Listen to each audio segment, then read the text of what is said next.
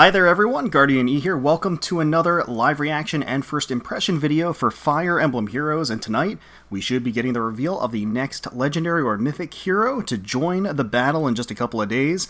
Have the trailer pulled up here, have not looked at the title or the thumbnail, so I'm going to be surprised with all of you at the reveal. So first, of course, we are going to watch through it blind, and then after that we're going to take another look at the revealed hero or heroine alongside the banner itself to evaluate it as a whole. So let us get started. Okay, volume levels are alright, and wait for the screen to leave. Okay. A new legendary hero joins the battle. I don't know. Oh! What? It's Xander? My reign as Nor's new king.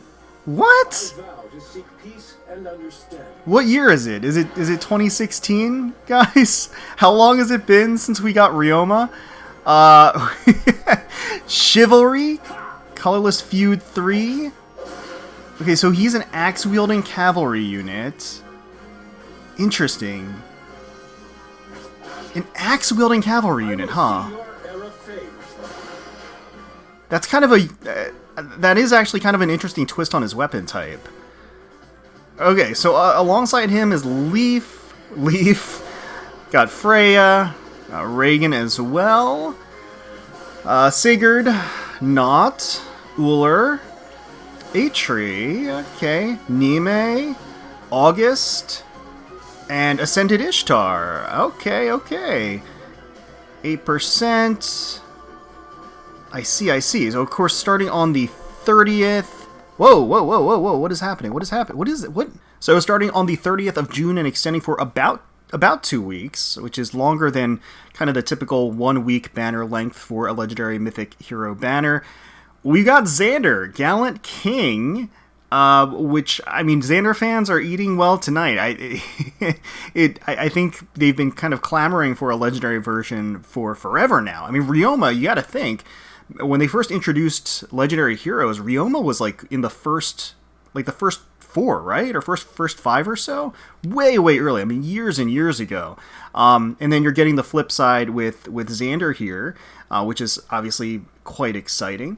Interesting with the weapon type. Obviously, with Xander, I would have expected him to be a sword unit, but they did kind of mix it up. Of course, axe sort of makes sense if he's going to be the king. I also kind of get that. But let's go ahead. Let's take a closer look at the art and the skills. So here is Xander as a cavalry axe unit, art by Penacor, doing a really bang-up job with the art, actually. He's got his fabulous hair, his armor very reminiscent of kind of his typical garb, but all of these embellishments and garnishes just really kind of add to his regal flair. He's got the popped collar as well as the large flowing cloak behind him with the fur lining. Obviously, he's wielding that menacing axe, got the gold plating over top of the black, the onyx that's there, and you have sort of the magenta straps and front flap to match with the lining of the cape itself. He's got that typical stern, super serious look across his face, and he looks great. Very dapper. I can essentially hear Veronica squealing in the back in excitement about how good he looks. He really does look very good. So Xander as king is now wielding Ebon Bulwark, 16 might, has a killer slaying effect at start of turn if unit is within 2 spaces of 2 or more allies, grants null follow-up, and special cooldown charge +1 per attack during combat to unit for 1 turn. Only highest value applied, does not stack. If unit initiates combat or is within 2 spaces of an ally, grants +5 to all stats to unit during combat and restores 7 HP to unit after combat. Interesting. Lots of great stuff there. Lots of great stuff. Killer Slaying, always good. Very easy activation condition to meet. So he gets an activated buff that grants null follow-up in addition to a special cooldown charge +1 per attack. So that's really a pretty easy formation to maintain. And then separate and distinct from that, the second part, if he is player phasing or within 2 spaces of an ally when he's attacking, gets +5 in combat bonuses to all of his stats. and 7 HP to unit after combat. Kind of an unusual twist, a different medley of different effects, and maybe it's going to make more sense when we take a look at what Chivalry actually does, which is his own unique B slot, but an interesting mix of stuff. He's got Luna for the special, attack speed catch 4 for the A slot is excellent. So far he doesn't have anything that inflicts a penalty on the enemy, so he doesn't have his own way of activating that just yet. But let's take a look at what Chivalry does. So enables Kanto Remainder +1, that is innately good. At start of combat, if foe's HP is greater than or equal to 50%, inflicts -5 to attack speed defense on foe during combat, reduces damage from attacks during combat and from AoE specials, by percentage equal to 50% of foe's HP at start of combat. Example, if foe's HP equals 75%, damage is reduced by 37%. Huh. I guess my first impression is it feels a little needlessly convoluted, just because it's a percentage of a percentage based upon the enemy's HP for the damage reduction calculation. And so the in-combat debuff is not going to activate the catch skill. It's very nice to have that in-combat debuff, though. Kanto is always going to be good. But then the whole damage reduction, so at most he's going to enjoy a 50% damage reduction for all attacks, which is great. That's very excellent. But at worst, he'll basically get no damage reduction at lower percentages of the enemy HP.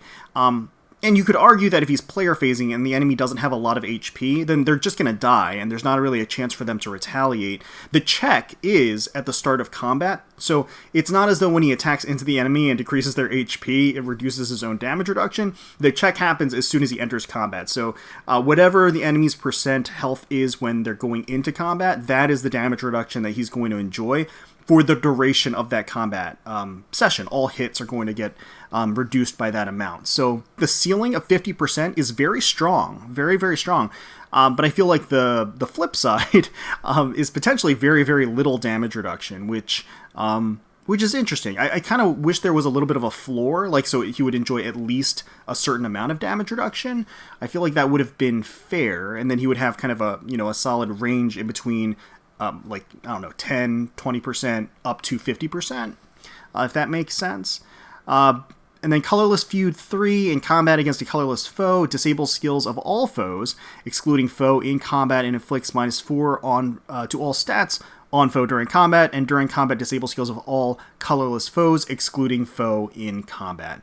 I gotta be honest, Colorless Feud 3 puzzles me a little bit. I'm not really sure why he has it. I can't really think of a thematic reason why he has it, and then it also doesn't necessarily jive with the rest of his kit in any way. It's not a new skill. Oftentimes, they'll introduce a new skill with a legendary hero or something like that. So it kind of feels randomly placed in there. I don't know. There could be something that I'm just very obvious that I'm missing about the fact that it's there. But he has it. He's got it.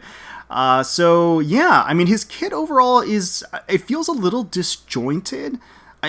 Everything that he does is very strong. I don't see the full synergy of the kit as a whole. All that stuff is solid, and then the HP regeneration is going to help to keep his health topped off for the Catch 4 skill, as well as sort of the damage reduction built into Chivalry. Another kind of weird pairing, because the damage reduction is based upon the enemy's HP. The other portion of of Chivalry is also based on the enemy's HP level, where you get additional boosts based upon, or rather, you penalize the enemy based upon how high their HP is. If it reaches a certain threshold. And then the Feud skill just kind of slapped in there. I feel like the C slot could have been a Menace skill, and that would have actually worked a lot better and synergized with the Catch 4 skill as his A slot. So I don't know, it's a little bit weird to me. It is interesting that it seems like speed is going to be a big stat for him, just because the original version of Xander was on the slower side, or at least had sort of average speed, really heavier into the attack and defense. So I am curious if they're going to kind of way super into the attack and defense once again, as well as the speed, and maybe res will be his throwaway stat. With the Chivalry, he has some built-in damage reduction, so maybe they feel like they don't have to bolster his defenses as much. But yeah, I guess we'll see. But yeah, let's take a look at his attacking art here. He looks very graceful, lunging forward like that. The cloak billowing behind him. all very, very nice. You do get a better view of sort of the actual onyx plating on the side of his legs and on his torso as well. Really, really ornate and intricate. Really nice stuff. Okay, and tassels as well. Okay, so Xander is going to be debuting with Atri and Freya. Both of them quite strong, so I would say that they did Xander well here. Definitely some nice bedfellows to have alongside him on this debut banner. And then for red, we have Leaf, we have Reagan, and we have legendary Sigurd. All three of them very, very strong. Reagan, everybody did get for free, although this is an opportunity to get merges for her. Leaf, a little bit on the older side, but still can carry his weight. Sigurd, obviously very, very strong, arguably cancerous in certain game modes. So yeah, all three of them are quite powerful, and so I would actually say very, very close to green here in terms of overall value. If we take a look at blue, you have Not, you have Ullr, and you have Ascended Ishtar. So obviously Ascended Ishtar is not a limited unit in any capacity. She is in the regular summon pool, so that does bring her down a bit. She is relatively recent though, and quite a powerhouse. So I do think that she's still absolutely worth going for. But again, I think that does take away from the value of blue in general. Ullr, very strong. Not very, very strong as well, especially with those Pathfinder shenanigans. And for colorless, we have Legendary Leaf, we have August, and we have Nime. By and large, the weakest color on this banner. Two of the units not limited in any capacity in the regular pool. Not even they're relatively new, but not like earth-shattering. Leaf himself, as a legendary hero, is also a little bit aged these days, still does a great work on the battlefield, but by no means can carry the color by himself. So I would stay far away from the colorless stones personally. But again, it all kind of comes down to what you have in your barracks, what you need to fill, what your priorities are, and all of that. Generally speaking, if you wouldn't mind getting at least two of the units on a color, it is worth sniping that color. So once again, starting on the 30th of June and extending until the 13th of July, we have legendary hero Xander, Gallant King. I think that overall, he kind of feels a little bit like a jack-of-all-trades type of character. Again, it seems as though he has a lot of different effects built into him. The null follow-up is great, the damage reduction is great, the HP recovery is great, the killer slaying effect is great, the Kanto is great. All of these different things kind of weighing against each other and pulling together to make him a great character. But that also means that he's not like super specialized, but that also means that he's going to be versatile. So I personally do consider that to be a little bit of a double-edged sword. So altogether, I do think that Xander is going to be powerful. Is he a must summon? No, probably not. I think that even if you're building a specific team composition with his archetype in mind, there are other characters that can probably do what he does in a similar fashion.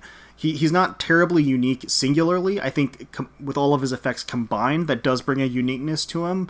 But in terms of like each individual role, it's not as though you can't go without him, I should say. But he looks great, and Xander fans should rejoice because I think that he is going to be strong, and the art is fantastic for him. And he comes on a banner with two other very, very strong green characters. I do think green is probably the best color on this. Red is not that far behind. And then you've got blue under that, and then colorless is way, way down at the bottom. For me personally, I'm probably just going to summon on the first full circle, except for colorless. If they're colorless stones, I'm just going to skip them, but I'll pull on all of the other colors that are available. But let me know in the comments below if you're excited for legendary hero Xander, if you're excited for his kit, his art, if you've been waiting for him and this moment. And if you are summoning, which colors you're going to be summoning on for the banner. Wish you the best of luck if you're going to be going in. Hopefully you all enjoyed the video. If you did, please feel free to leave us a like, comment, and subscribe to the channel for more Fire Emblem Heroes content. We thank you all so much for watching, for taking time out of your day to spend with us. We really do appreciate it. And until next time, let's protect those skies.